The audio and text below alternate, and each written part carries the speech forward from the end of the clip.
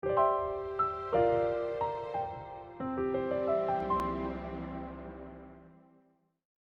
주시는 하나님의 말씀은 시편 23편 말씀 보도록 하겠습니다.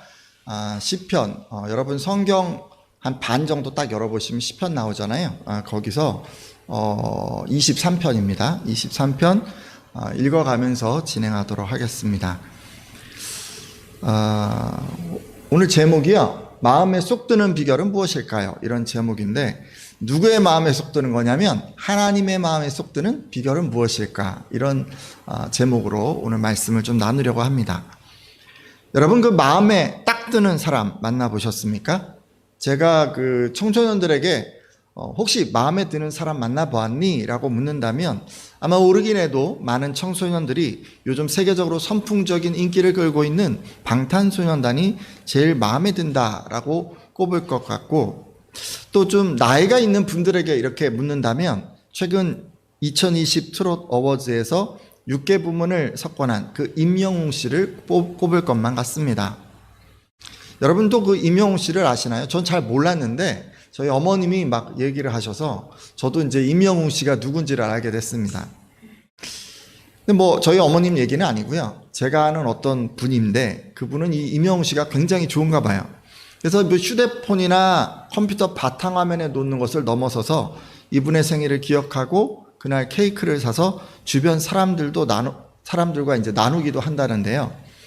얼마나 좋으면 이렇게 할까요? 얼마나 좋으면. 단 한 번 얘기를 나눈 것도 아니고 또 단 한 번 식사의 자리를 가진 것도 아닌데 그저 그냥 노래 듣고 퍼포먼스를 보고 뭐 그 가운데 이제 감동을 받은 건데, 그런데도 이렇게 마음에 쏙 들어가는 걸 보면 정말 우리는 겉으로 드러난 외적인 것을 보고 사람을 평가하는 것이 틀림없는 것 같습니다. 하지만 반면에 여러분, 하나님께서는 이런 것을 보지 않으십니다. 그분은 사람의 중심을 보십니다. 사무엘상 16장 7절을 보면 하나님께서는 내가 보는 것은 사람과 같지 아니하니 사람은 외모를 보거니와 나 여호와는 중심을 보느니라 라고 말씀하셨습니다. 이 말씀은요, 하나님께서는 사람이 얼마나 아름다운 외모를 가졌는지, 얼마나 멋진 체격을 가졌는지, 얼마나 지적인지, 어떤 가정 환경인지, 뭐 요즘 같으면 얼마나 노래를 잘하는지, 뭐 이런 조건들을 하나도 보시지 않는단 말씀입니다. 그러면 하나님께서는 무엇을 보실까요? 그분은요, 그냥 사람의 마음, 곧 중심을 보십니다. 자, 그런데 이렇게 마음을 살피시는 하나님께서 사람들의 그 중심을 다 살피시고도 그 사람이 내 마음에 든다라고 한 그런 사람이 있었습니다. 누구일까요? 잘 아시죠? 다윗이 바로 그 사람이에요. 사도행전 13장 22절을 보면 하나님께서는 다윗을 마음에 합한 사람, 그러니까 자신의 마음에 쏙 드는 사람이라고 하셨습니다. 정말 최대 칭찬이 아닙니까? 물론 하나님의 마음에 합하다는 것이 다윗이 일평생 동안 죄 없이 살았다는 것을 의미하는 것은 아닙니다. 사실 윤리적으로 보면 다윗은 사울 왕보다도 악한 사람이었는지 모릅니다. 왜냐하면 그는 밧세바라는 여인과 간음하고 그 사실을 은폐하기 위해서 그녀의 남편 우리아를 죽였기 때문입니다. 하지만 그럼에도 하나님께서 다윗을 마음에 합한 사람이라고 평가하신 것은 그가 죄를 깨달았을 때 철저히 회개했고 언제나 하나님께서 자신의 왕이 되신다는 사실을 인정하는 가운데 매 순간 하나님의 뜻을 묻는 사람이었기 때문입니다. 오늘 함께한 예배자들 가운데도 하나님께서 너는 내 마음에 합한 자라 칭찬하시는 이런 축복이 임하기를 소망합니다. 그래서 오늘은요, 먼저 이런 칭찬을 받았던 그 다윗의 신앙을 좀 살펴보고자 합니다. 도대체 그의 마음속에 어떤 것이 들어있었기에 하나님께서 마음에 든다고 하셨는지 살펴보고자 합니다. 함께한 예배자들마다 이 시간 말씀을 통해서 다윗이 하나님의 마음에 들게 된 비결을 발견하시기를 부탁드립니다. 또 이렇게 알게 된 비결을 실천하심으로 한 분도 빠짐없이 너는 내 마음에 합하구나 라는 칭찬을 다 듣게 되기를 주님의 이름으로 축원합니다. 자, 먼저요, 다윗이 노래한 이 시편 23편을 통해서 그의 마음속에 담긴 신앙을 좀 엿보려고 하는데, 자, 이제 시편 23편을 좀 읽어가면서 보도록 하겠습니다. 23편 1절 말씀인데 뒤에 나오죠? 시편 23편 1절 말씀 함께 읽겠습니다. 시작. 여호와는 나의 목자시니 내게 부족함이 없으리로다. 아멘. 자, 여러분, 다윗은 여호와는 나의 목자라고 노래하고 있습니다. 또 목자이신 하나님께서는 늘 부족함 없게 채워주신다라고 고백하고 있습니다. 여러분, 다윗의 신앙에서요, 가장 중요한 시작점은 이렇게 언제나 부족함 없게 채워주시는 하나님을 믿는 데 있습니다. 자, 여러분, 이어서요, 다윗은 자신에게 부족함이 없다라는 것이 무엇을 의미하는지를 설명해 가고 있는데요. 같이 한번 살펴볼까요? 시편 23편 2절인데 뒤에 또 나오죠? 한번 같이 읽어볼까요? 시작. 그가 나를 푸른 풀밭에 누이시며 쉴만한 물가로 인도하시는 도다. 아멘. 여러분, 그 부족함이 없다는 건요, 첫째, 이 필요를 다 채워주시는 것입니다. 뭘 채워주신다고요? 필요를 다 채워주시는 거예요. 다윗은 목자이신 그 하나님께서 양인 자신을 푸른 풀밭과 쉴만한 물가로 인도하신다고 합니다. 이로 보아서 다윗에게 부족함이 없다는 것은 목자이신 그 하나님께서 음식을 먹고 또 물을 마시고 심지어 쉴 수 있는 공간까지 모든 필요를 채워주시는 것임을 알 수가 있습니다. 자, 그리고 이어서 또 시편 23편 4절에서 5절까지 말씀도 좀 보려고 하는데요. 뒤에 나오죠? 이 부분 말씀은 제가 읽도록 하겠습니다. 내가 사망의 음침한 골짜기로 다닐지라도 해를 두려워하지 않을 것은 주께서 나와 함께 하심이라. 주의 지팡이와 막대기가 나를 안위하시나이다. 주께서 내 원수의 목전에서 내게 상을 차려주시고 기름을 내 머리에 부으셨으니 내 잔이 넘치나이다. 아멘. 여러분, 부족함이 없다는 것은요, 두 번째로 이 하나님께서 지켜주시는 것입니다. 다윗은 사망의 음침한 골짜기로 다닐 때 하나님께서 함께 하시고 또 주의 지팡이와 막대기로 지켜주신다고 합니다. 그러니까 언제나 함께 하셔서 외부의 어떤 적들, 해를 입힐 수 있는 어떤 대상, 이런 것들로부터 늘 지켜주신다는 그런 말씀이죠. 그리고 이어서 이런 말씀을 하셨는데, 원수의 목전에서 내게 상을 차려주시고 기름을 내 머리에 부으셨으니 내 전이, 이렇게 이제 말씀을 하셨는데, 이것은요, 여러분, 인생을 살다가 어려운 일을 만나도 그것을 기뻐하는 원수 앞에서 큰 잔치를 열 수 있도록 극적 반전의 회복을 경험하게 하신다는 것이고, 또 이어지는 내 잔이 넘치나이다 라는 말씀은 세상에서 언제나 승승장구할 수 있도록, 우리말로 하자면 만사형통할 수 있도록 복을 부어 주신다는 그런 말씀입니다. 그러기에 이 다윗에게 있어서 부족함이 없다는 것은 목자 되신 하나님께서 환난 가운데 지켜주시고 또 형통하게 인도하시는 것임을 알 수 있습니다. 자, 이게 이제 끝이 아니고요. 또 더 있는데 계속해서 이제 시편 23편 3절 말씀도 보도록 하겠습니다. 자, 뒤에 나오죠? 시편 23편 3절. 우리 함께 읽어볼까요? 내 영혼을 시작. 내 영혼을 소생시키시고 자기 이름을 위하여 의의 길로 인도하시는 도다. 아멘.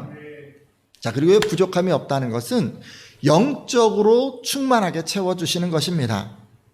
자, 지금 말씀을 보니까요, 다윗은 자기 자신의 영혼을 소생시킨다고 하면서 하나님께서 자신의 영적인 필요를 채워주신다고 고백합니다.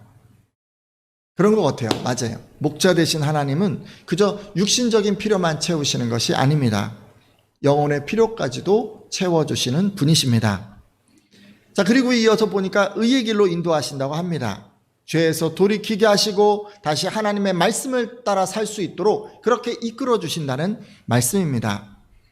따라서 다윗에게 부족함이 없다는 것은 목자이신 하나님께서 말씀과 성령으로 영혼의 갈급함을 채워주시는 것임을 알 수가 있습니다. 자, 여러분, 이렇게 다윗은요, 부족함이 없게 인도하시는 하나님에 대해서 여러 가지로 고백을 합니다.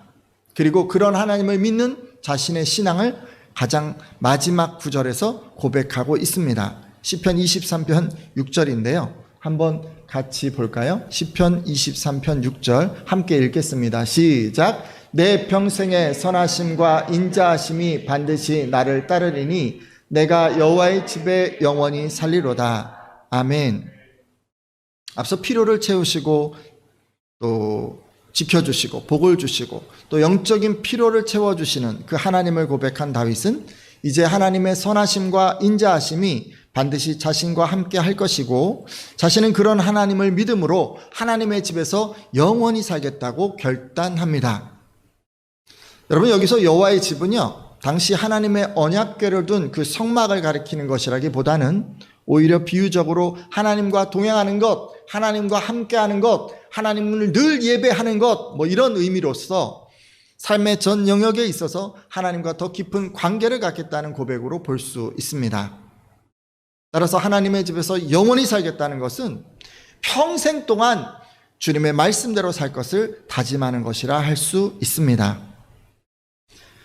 여러분, 방금요 시편 23편 살펴보았는데 우리가요 이 다윗의 시편에서 좀 주목해야 할 것이 있습니다. 다윗이 지금 자신을 뭘로 비교하고 있죠? 양으로, 그렇죠? 양으로 비유하고 있어요. 중동 지방에는 양이 흔한 동물이지만 사실 우리에게는 좀 생소한 동물입니다. 이게 이제 동물원 이런 데야 가야 이제 우리가 볼 수 있는 그런 동물이죠. 잠시 그 양에 대해서 나누고자 하는데 팔레스타인 지방에서 목축하는 양의 특성은 보통 이제 4가지 정도로 요약이 됩니다. 일단 양은요, 무력한 존재예요. 다른 동물들처럼 빠른 다리가 없습니다. 그래서 적과 마주쳐도 도망할 수가 없어요. 그리고 적을 만났을 때 뿔이나 또 강한 턱과 같이 방어할 수 있는 도구도 마땅히 없습니다. 그러기에 맹수를 만나게 되면 그냥 그저 당할 수밖에 없습니다. 그리고 흰 털을 가지고 있잖아요. 그러니까 금방 더러워집니다. 비가 와도 눈이 와도 먼지가 날려도 이 양들은요 금방 더러워져요. 그리고 한번 더러워지면 이걸 어떻게 씻을 수가 없어요. 스스로 깨끗하게 이걸 목욕을 하는 그런 동물이 아니에요. 반드시 누군가가 나서서 씻겨 주어야만 깨끗해질 수 있습니다. 또 양은 또 어리석은 동물로 알려져 있습니다. 양이 그 뇌 사이즈가 굉장히 크다고 하더라고요. 근데 이 덩치에 비해서 뇌 사이즈가 크지만 그에 비해서 상대적으로 우둔하다고 합니다.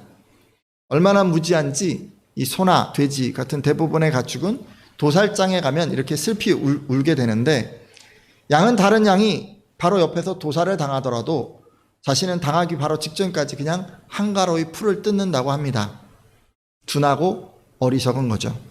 그러니까 자신에게 지금 무슨 일이 일어날지 전혀 알지를 못하는 것입니다. 그리고 양은 방향 감각이 없습니다. 그래서 자기 가고 싶은 곳으로 가면 언제나 길을 잃게 됩니다. 다른 동물은 귀소 본능이라고 하는 것이 있는데 양은 그런 것이 마땅히 없습니다. 그래서 집을 떠나면 자신의 능력으로는 돌아올 수 없는 그런 존재입니다. 제가 몇 가지 얘기를 했는데 이게 좋은 게 하나도 없어요. 이게 형편없는 그런 동물이잖아요. 근데 이런 동물인 줄 알면서도 다윗은 나는 양과 같습니다라고 지금 고백하고 있는 거예요. 근데 여러분, 다윗의 이런 관점이 정말 중요한 것 같아요. 왜냐하면 자신을 어떻게 보는가가 곧 신앙의 시작점이기 때문입니다. 여러분 어떠세요? 다윗처럼 이런 시각으로 자신을 보고 계십니까? 여러분은 자신을 어떤 존재라고 생각하고 하나님 앞에 서십니까? 사실 우리가요 이렇게 나는 정말 형편없는 존재입니다. 양처럼 그렇게 어디 가야 할지도 모르고 능력도 없고 이런 존재입니다. 이렇게 생각하기가 참 쉽지가 않아요. 우리는 스스로 능력이 있다고 여기는 것 같습니다. 예를 들어 우리가요 남들보다 재력이나 재능이 있으면 내가 저들보다 좀 나은 능력이 있어 이렇게 생각하는 것 같습니다. 그리고 남들보다 좀 더 나은 지식이나 학력이 있으면 나에게는 그래도 지혜가 있어 라고 생각하기도 하고요. 남들보다 총명하고 또 영리하면 후회 없는 선택을 할 수 있어 라고 생각하기도 합니다. 이렇게 우리는 늘 남들과 비교해서 자신의 어떠함을 생각하는 것 같습니다. 그래서 뭔가 남들보다 나은 것이 있을 때 스스로에게 능력이 있다고 생각합니다. 하지만 여러분, 다윗이요 자신을 양과 같다고 고백하는 것은 이런 비교에서 나온 것이 아닙니다. 다윗의 고백은 누구와 비교한 거냐면 하나님과 자신을 비교해서, 그래서 나온 고백이에요. 다윗은 사람과 비교해서 이런 고백을 하는 게 절대로 아닙니다. 다윗은 하나님의 전능함 앞에서 자신이 지극히 무능한 존재임을 깨달았고, 하나님의 전지함 앞에서 자신은 제한된 지식을 갖고 있다는 것을 깨달았고, 하나님의 거룩함 앞에서 자신은 고개를 들 수 없는 죄인임을 깨달았습니다. 다윗이요, 하나님을 너무 잘 알았기 때문에 지금 그 지식을 기반으로 해서 자신은 양과 같이 무지하고 무능하고 더러움을 해결할 수 없는 존재라는 것을 알 수 있었던 것입니다. 따라서 오늘 함께한 분들이 다윗과 같은 시각을 가지려면 먼저 하나님을 잘 알아야 합니다. 하나님에 대한 지식이 있어야 합니다. 그리고 그 지식 안에서 자신을 볼 수 있어야 합니다. 그래야 다윗과 같이 나는 하나님 앞에서 양과 같이 그런 존재입니다 라고 고백하게 되는 것입니다. 제가 하나님을 먼저 알아야 자신이 어떤 존재인지 알 수 있다고 했는데, 근데 여러분 만약에요, 하나님을 잘 몰라요. 근데 그 모르는 상태로 신앙생활을 계속하게 되면 어떻게 될까요? 여러분, 성경은 하나님을 잘 모르는데 그냥 모르는 채로 그냥 덮어두고 계속해서 신앙생활을 하다 보면 결국은 망한다고 이야기를 합니다. 실제로 여러분 호세아서 4장 6절을 보면 잠깐 뒤에 나오죠? 이런 말씀이 있어요. 내 백성이 지식이 없으므로 망하는도다 라는 그런 말씀이 있습니다. 이 말씀은 아무리 하나님을 믿는다고 해도 계속해서 하나님을 알려고 하지 않고 그냥 하나님을 조금 아는 그런 상태로 신앙생활을 지속하다 보면 결국 망하게 된다는 것입니다. 오늘 함께한 분들은 이렇게 되는 분들이 한 분도 없기를 바랍니다. 매일의 삶 가운데 여러분 하나님을 알아가는 가운데 자신이 어떤 존재인지 다윗처럼 고백하는 분들이 되시기를 바랍니다. 자, 그러면 우리는 어떻게 하나님을 알 수가 있을까요? 여러분, 때로 경험적으로 자신을 알아가고 하나님을 알아가는 분들이 계십니다. 여러분, 주변 돌아보면 어떤 분은요, 중한 병에 들거나 또는 잘 되던 사업이 망해서 자신의 무능함을 알게 되는 그런 분들이 있습니다. 어떤 분은 자녀가 원치 않는 일을 당하거나 예기치 못한 어떤 불행을 접하고 나서 자신은 무지한 존재라고 생각을 합니다. 그런 경험을 하고 나서야 자신과는 너무도 다른 전능하시고 전지하신 그 하나님을 조금이나마 깨닫게 되는 것입니다. 그런 상황에 들어가서야 그제서야 자신을 조금 알게 되고 하나님을 보게 되는 거예요. 여러분, 사실요, 그런 상황에서라도 이렇게 하나님을 알게 된다면 여러분, 이것마저도 저는 큰 은혜라고 생각을 합니다. 하지만 오늘 함께한 예배자들은 이런 힘든 과정을 겪지 않기를 바랍니다. 여러분, 오랜 시간이 들고요, 고통스러운 어떤 과정을 거쳐서 그냥 억지로 자신을 바라보게 되고 하나님을 알아가게 되는 것이 아니라 여러분, 기도와 말씀 묵상을 통해서 이 하나님을 알아가시기를 부탁드립니다. 그래서 하나님을 아는 그 지식을 기반으로 해서 내가 어떤 존재인지를 알아가기를 바랍니다. 그것이 바로 여러분의 신앙의 첫 단추가 되어야 합니다. 이렇게 하나님을 아는 지식으로 자신이 어떤 존재인지 알게 된 다윗은 이어서 하나님은 자신의 목자라고 고백합니다. 자신이 무지하고 무능하고 갈 바를 알지 못하는 양과 같은 존재임을 깨닫고 다윗은 그런 자신을 지켜주고 인도할 어떤 목자로서 하나님을 고백한 것입니다. 사랑하는 성도 여러분, 바로 이것이 다윗이 하나님으로부터 너는 내 마음에 합한 자라고 칭찬받은 비결입니다. 자신을 양으로, 하나님을 목자로 인정하는 것이 바로 그 비결이었단 말씀입니다. 따라서 오늘 함께한 분들도 꼭 하나님을 목자로 삼으시기를 바랍니다. 여러분, 목자로 삼는다고 지금 얘기하니까 뭐 다른 게 아니고요, 그냥 그분의 음성을 듣는 거예요. 요한복음 10장 27절 말씀인데 뒤에 나오죠. 요한복음 10장 27절 말씀 한번 같이 읽어볼까요? 내 양은, 시작, 내 양은 내 음성을 들으며 나는 그들을 알며 그들은 나를 따르느니라. 아멘. 여러분, 목자로 삼는다는 것은요, 그 목자의 음성을 듣는 거예요. 다른 사람의 음성을 들으면 안 되는 거예요. 우리가 하나님의 어떠하심을 알아서 자신의 무능과 무지를 인정했다면 이제 남은 것은 목자의 음성을 듣는 것입니다. 그리고 듣는 것으로 끝나는 것이 아니라 따르는 것입니다. 우리 같으면 하나님의 말씀을 듣고 그 말씀에 순종하는 것이죠. 하나님께서 말씀하신 수많은 가르침을 세상 속에서 실천하는 것입니다. 이것이 다윗이 칭찬받은 비결입니다. 하지만 오늘날이요, 우리가 이게 참 쉽지가 않은 것 같아요. 이게 다 알고는 있는데 이걸 실행하기가 참 힘든 것 같습니다. 여러 가지 이유가 있어요. 사실 여러 가지 이유가 있는데 일단 그냥 한 가지만 오늘은 소개하려고 합니다. 우리가 이렇게 하나님의 말씀, 목자이신 그 예수 그리스도의 그 말씀을 우리가 잘 듣고 따라야 한다는 것을 알면서도 이것을 실천하기가 힘든 이유는요, 다른 성도들이 듣지 않기 때문입니다. 여러분, 성도들 중에는 하나님을 믿으면서도 이 미래에 대한 불안을 해소하기 위해서 사주팔자, 타로점, 별자리 운세 이런 거 보러 다니는 분들이 있다고 합니다.